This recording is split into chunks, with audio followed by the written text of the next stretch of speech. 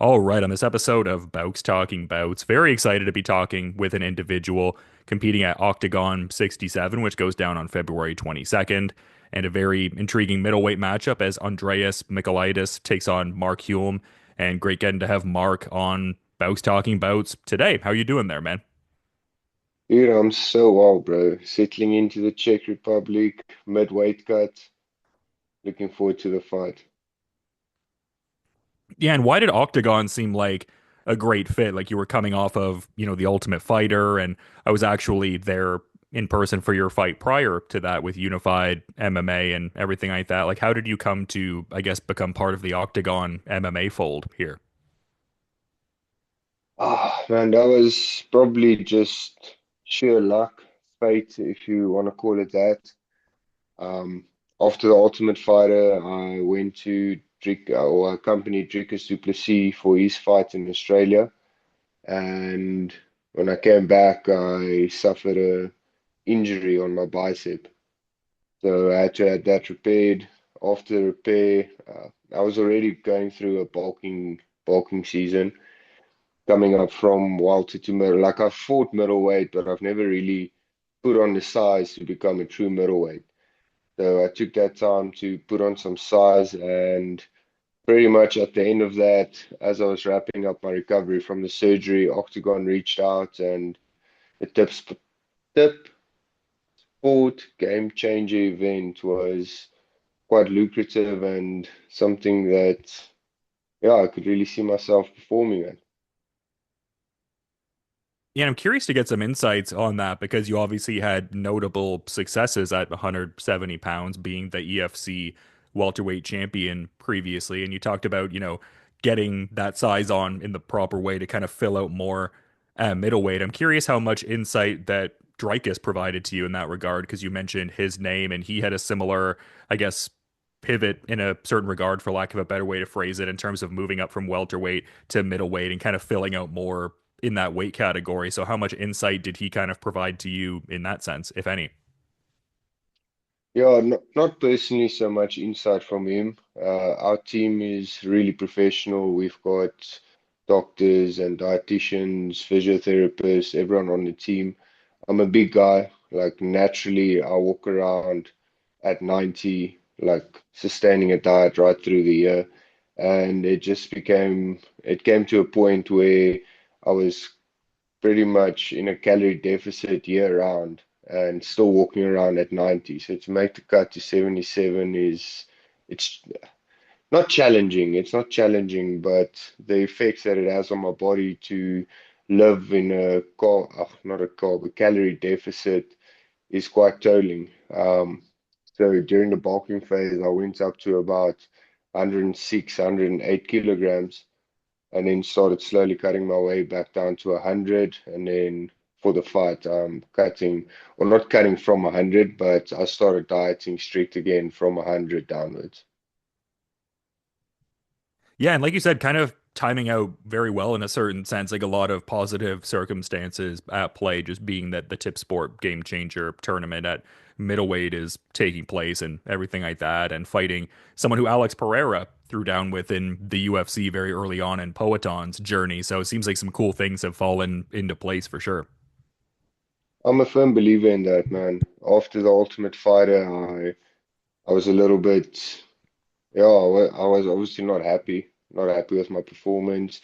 But I think largely that is due to the fact that I was in such a deficit for so long in my career.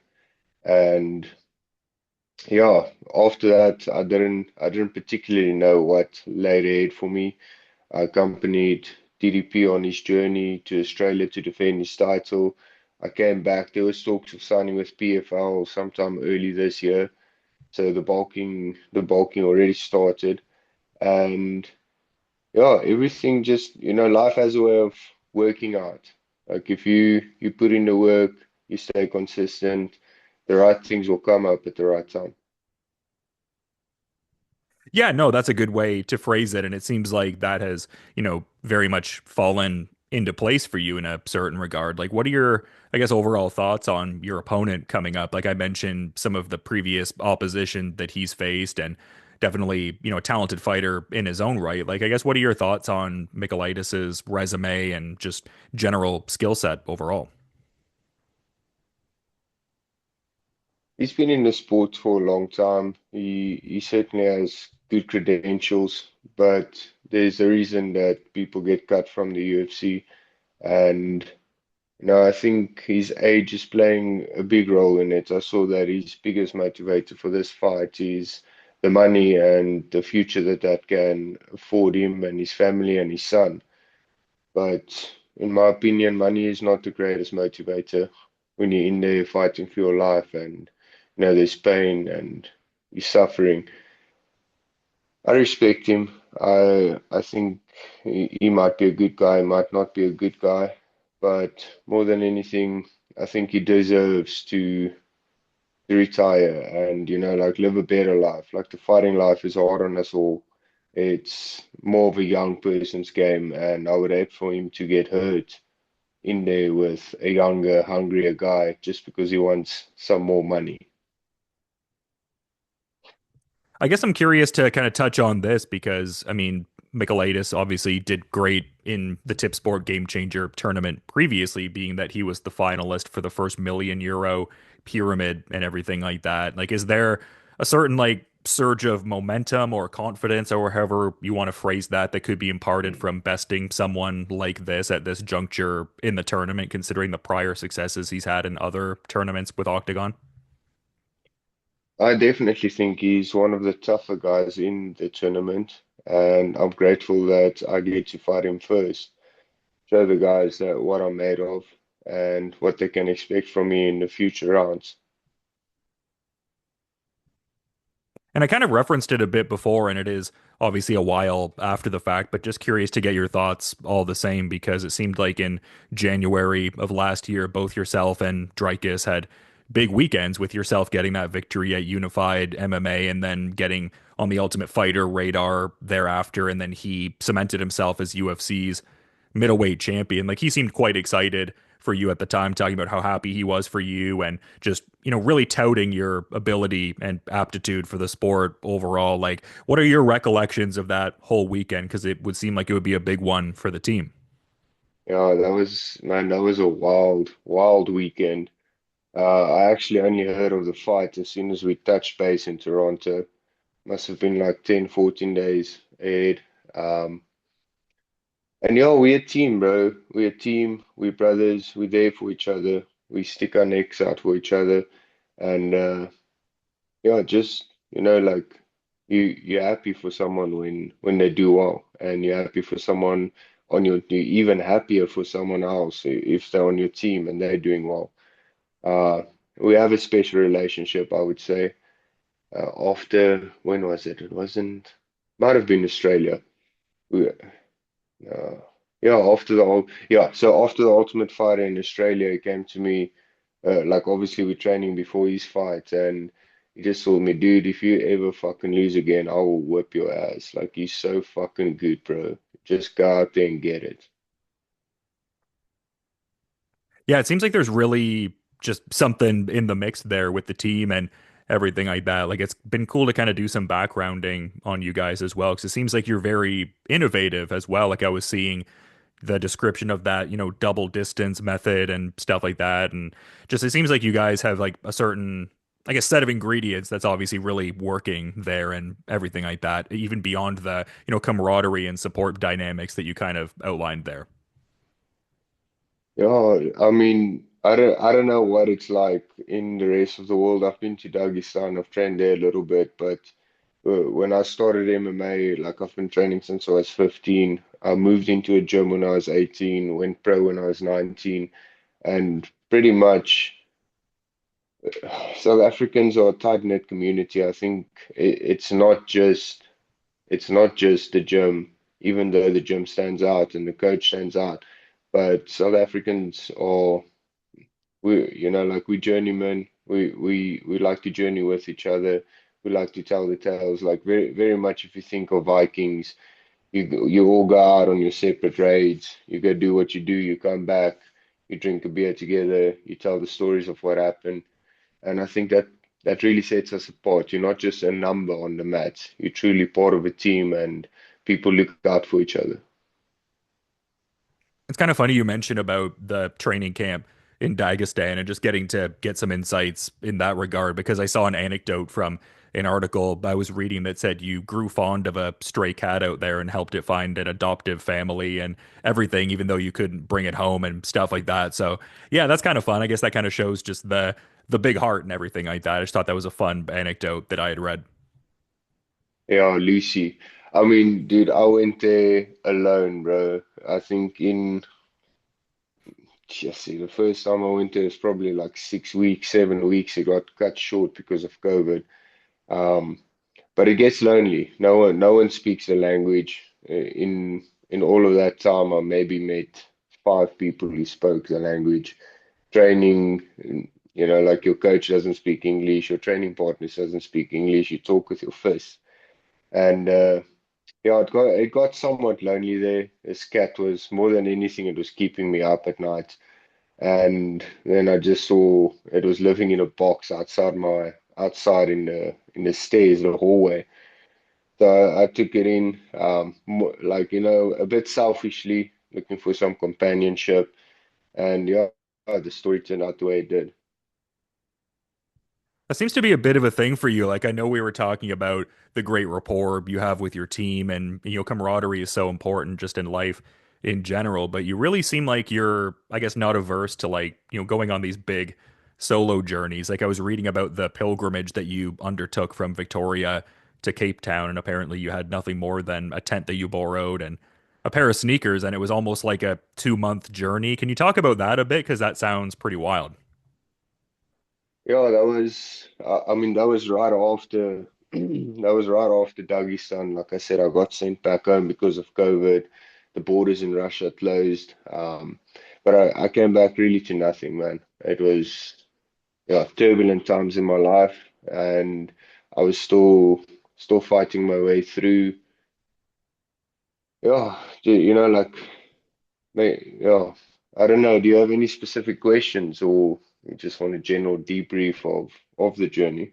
I mean, I guess just whatever would stand out to you from that journey because I saw you conquered 13 mountain peaks and it just seems really impressive for sure, scaling multiple summits and all that. Yeah, I mean, it's not the tallest summits in the world. Basically, the journey came down to I felt like my career was being taken from me. So I went to Dagestan for the first time in 2020. My last fight before that was in 2018. 2018 to 2023, I had no fights. And like, better believe I was training, I was putting in the work, but it felt like some sort of higher being or force or power was withholding it from me. Now, I didn't know that far in the future. 2020, after 2 years of not fighting, I was fed up and basically had a question to God. And the question was, like, must I continue with this? This is something that I love. This is something that I want to do. It's something that I enjoy, but it feels like you are taking it from me. So if this is not it and you don't want me to do this, then what is it? And the journey was basically, yeah, it was a quest to find out what is the future hold. The 13 peaks, it stemmed from when during those times, like really I was couch surfing, sleeping here, sleeping there.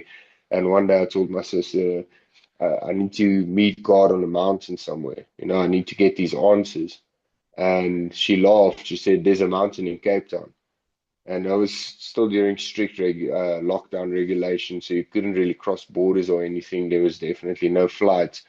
So I told her, well, then I'll walk there. And she kind of laughed, and I kind of laughed. And then she was like, well, how would you do that? And I took out my phone. I looked for, like, I obviously had this idea of I wanted to finish my walk on a beach somewhere. Zoomed into Cape Town, found a beach. Coincidentally, it was called the Cape of Good Hope. And I put in on Google Maps the Cape of Good Hope. I clicked on the little walking bar. There was a road map. And I told her, yeah, this is how I'm going to walk. And that's kind of how it all, that's how it all started. Did you feel like on that trip you had that revelatory moment where you knew this was the path to keep pursuing? Like, was there that clarity you were hoping for? Ironically, not. It wasn't like some sort of movie scene where I went down to the mountains to meet God there, and he came down, and there was this like this revelation of this is what life's going to be.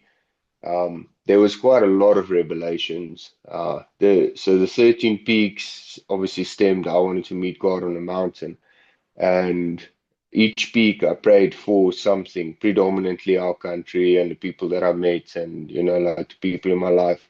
And the 13th peak was where I was going to pray for myself, and obviously I had quite a long list of prayers. And as I approached the peak, which was also called Devil's Peak, I just found it ironic or funny, however you want to look at it. As I approached it, it was already dark. The wind was howling. It wasn't really ideal conditions. And now I'd walked 50 days to Cape Town, like 1,400 kilometers. I'd done another 100 kilometers around the mountains. And as I approached the peak, all I could say was, I love you, God, and thank you. Like somewhere deep inside, I'd made peace. The journey in essence became the destination, and I kind of took that going into life. Not that it put me at ease, I was still very much wondering about a lot of things, but one of the things that happened was that my manager at the time, Givi Papaskua, messaged me and said that he's got a fight for me in Russia. Sure thing, they can get me out of the country. All I need to do is accept. And at the time, I told him, "Look, bro, I don't know. I don't particularly have a team right now. I don't have a place to stay. I don't even know what I'm gonna eat tomorrow. But let me think on it." And after I finished my journey, uh, like right after I finished the last peak, I was descending the mountain and I crossed this couple sitting on the balcony, and we started talking. I told him briefly about my journey, and this girl basically told me like, "Man, how many times does God have to close the door before you realize it's shut?" And dude, like my heart broke. My heart broke at hearing that because to a certain extent, like I kind of felt like that was the truth. And I let it be. I kept on thinking, and one day, like an epiphany came to me. If there's one thing that I learned on the road, and there was like really some tough days, man. Like there was, especially the second day in the mountains, or the third day, sorry, the day that I finished. I woke up and my knee was swollen. Like I couldn't really bend. I could walk on it, but it was sore. My phone that I was using for navigation was dying. My solar battery that I had was empty. So there was like, it was a little bit of a hopeless situation. And the revelation came to me like in that moment. I was sitting there like in despair. I had basically given up. I'd given up finishing the mountains that day, but I mustered the strength. I said my prayers and I finished that very same night. And the revelation was that if there's one thing that this journey taught me through the 50 days walking to Cape Town, through the 3 days that I spent in the mountains, it was that you have to carry on. Like life is gonna carry on with or without you. Like I could have quit there on day three in the mountains, but the reality is also that no one was coming to get me. No one's coming to save me. God isn't going to come down on a cloud and, like solve all my problems. I have to keep pushing.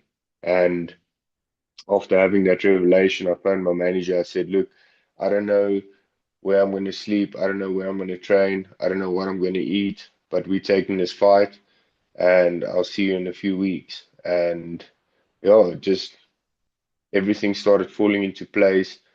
I met an old training partner of mine, Dino. He was back in town. We started training together. He accompanied me to the fight.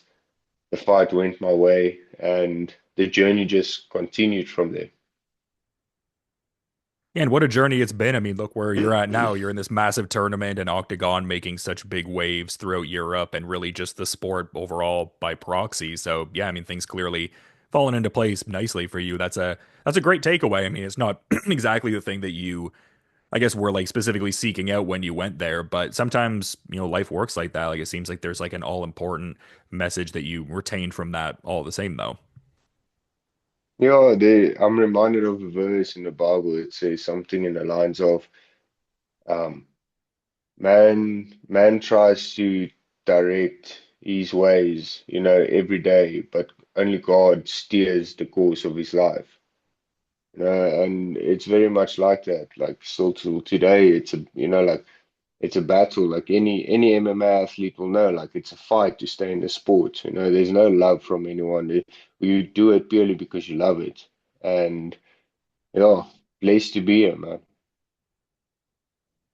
Yeah, no, well said, man. Just, yeah, really cool to see the journey keep unfurling and whatnot, the story unfurling and many more chapters to be had. I guess one thing that I did want to touch on in the context of the Ultimate Fighter, just in the sense of Alexa Grasso and Mm. Valentina Shevchenko were the coaches on that season. I guess I'm curious to get your thoughts on just what you might see transpiring with that series. Like, I don't necessarily know if it'll be the next flyweight title fight per se, but they do technically have a series that's tied up across the board. Like, do you ultimately think we will see a tiebreaker fight between those two one day? And just thoughts on just that matchup and series overall, I suppose.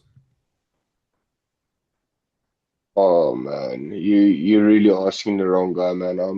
I'm not a big fan of the sport in that sense. I love competing, I love fighting, but I couldn't give a shit who's fighting next weekend. If you understand what I'm saying. Yeah.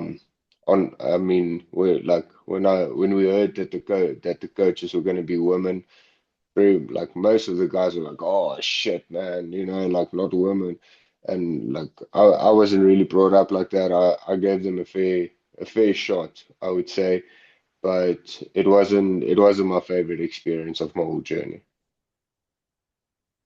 Yeah, no, I mean, I totally hear where you're coming from, man, and everything like that. I guess I just thought to ask because you were kind of part of the whole structure there with the Ultimate Fighter, but I do hear what you're saying. I mean, it's ultimately like a work thing for you. So, like, not every fighter has that dynamic where they're If also avidly watching just whatever's going yeah, on. Yeah. look, I can tell you like my perception of the two is that Valentina is one of the toughest women on this planet.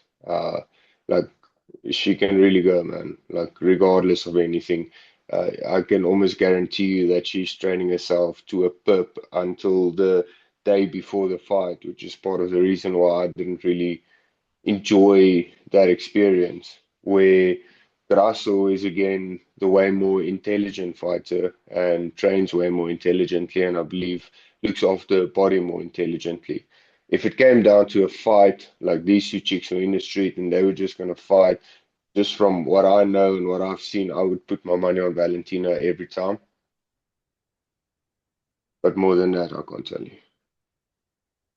Yeah, fair enough. I hear where you're coming from. And I guess like part of the reason that earlier on in our chat I mentioned Dricus du Plessis' title winning effort in Toronto. I guess I just wanted to get your thoughts on maybe, what he was able to do in that recent Strickland rematch because it seemed like a more emphatic end result at UFC 312. Like what were your thoughts on that performance overall?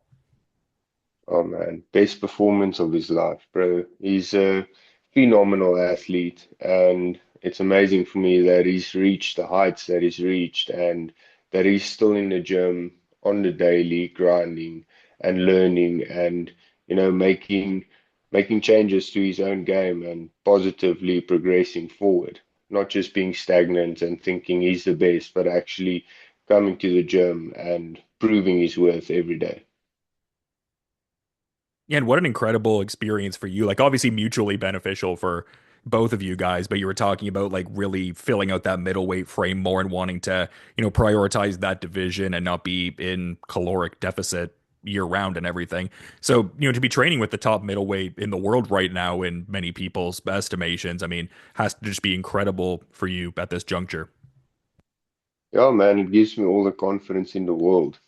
I mean, he is a savage. I've trained, like I said, I've trained in Dagestan. I haven't really met anyone of his physical stature, if I can say it like that. And I'm excited for still to come. I don't think you guys have even seen the best out of him. You've seen his best performance to date, but there's still a lot more that he can bring to the table. Yeah, and even in the immediate sense of what could be next, it seems like he has so many intriguing options. Like I feel like a lot of people foresee Hamzat Chimaev being his next opponent, but I mean Nasruddin Imavov is in the picture, and it seems like he also is intrigued by a fight with Alex Pereira, who I mentioned earlier in the context of he had fought your upcoming opponent here. So just to say, it seems like he has quite a few options for not just the next fight, but potentially a few fights thereafter. Yeah, but his future is bright. Honestly, he's manifested this, he's worked for this, and now he's reaping all the fruits from it. I mean, it seems like you're also at a great juncture in your career in that sense too, just, facing a great opponent and poised to win, a big cash prize if you get your ideal outcome through this tournament field. I guess like I feel like maybe I am presuming I know the answer to this, but what would your, I guess, way of allocating the money be? Like, what would you, I guess, spend that money on from the tournament if you get your ideal outcomes here? I guess I would presume you would probably allocate it to, training and subsequent growth, etc. But what would you, I guess, allocate that prize money towards if you get your ideal outcome through the tournament? Oh man, like I haven't put much thought of it, but I know where my time and effort lies at the moment, and it would definitely be towards building a sustainable future for myself and my family. It's not something that I'm too concerned about now, but yeah, I'd probably invest it, try to start a business or two, and yeah, just keep building. Yeah, I mean, based on what I've seen so far in your career, you've definitely been doing that, and just even in your life in general, from what I can tell, man. So great getting to, talk to you at this juncture in your career, and also really appreciate you making the time to talk during fight week, no less. But I do want to be mindful of what you're getting up to for the rest of your day, man, and everything like that. So I figured I'd put the ball in your court if you wanted to add a final thought as we're kind of wrapping things up here, Mark. I do appreciate the time. Man, yeah, honestly, it's late here. I'm fucking balls deep into cutting weight. I don't have any thoughts right now. Thank you so much for your time, Dylan. I appreciate sincere questions, bro. It was really a pleasure doing this interview with you. Oh, I mean, likewise for sure, man. I mean, when I saw you in Toronto win that fight, getting to talk to you briefly after and everything, just, such a great display of skill. And you've really shown that all throughout your career. And just what an intriguing fight here against Andreas Michailidis. And people can check that out on February 22nd. I'm certainly excited for Octagon 67 and just wanted to say thanks again for coming on Bowks Talking Bouts. And yeah, just all the best with the remainder of the weight cut, man. And yeah, thanks again so much for the time. Dylan, I appreciate you, my brother. One final thought, man. I fucking worked my ass off for this, brother. I honestly think you guys can expect an electrifying performance from me. I don't just think it, I know it. I'm excited to go out there and perform. It's like this is the fight that I'm honestly most excited for in a long time, and I can't wait to go out there and perform to my greatest abilities and put on a good show for the fans. Yeah, I mean, your track record definitely speaks to that, man. And the fact that you're talking about this as if it'll be your best performance relative to what you've done before. I mean, that's very exciting thought for sure. So thanks again so much for coming on the show and looking forward to peeping this fight, man. And yeah, just all the best with the remainder of the weight cut. Thank you. Thank you, Dylan. Have a blessed evening, man. Thank you for your time, bro.